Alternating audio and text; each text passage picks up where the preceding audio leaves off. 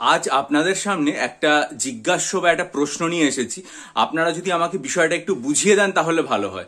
সেটা হচ্ছে যে আমি এসএসসির যে এসএলএসটি নোটিফিকেশন সেটাও পুরোটা দেখলাম, কলকাতা গেজেটে তারা যে বিস্তারিতভাবে নোটিফিকেশন বা প্রসেসটা প্রকাশ করেছে সেটাও পুরোটা দেখলাম।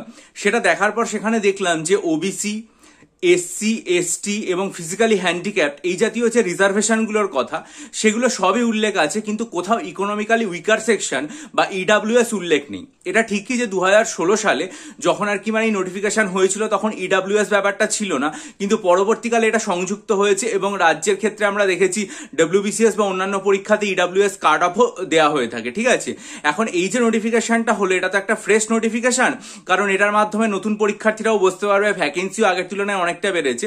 কিন্তু তাও এখানে যেটা দেখলাম সেটা হচ্ছে ইডাব্লিউএস এর যে মানে ব্যাপারটা বা ইডাব্লিউএস রিজার্ভেশনটা উল্লেখ নেই। কেন নেই সেটা বোধগম্য হলো না, আপনারা যদি একটু বলেন ভালো হয়।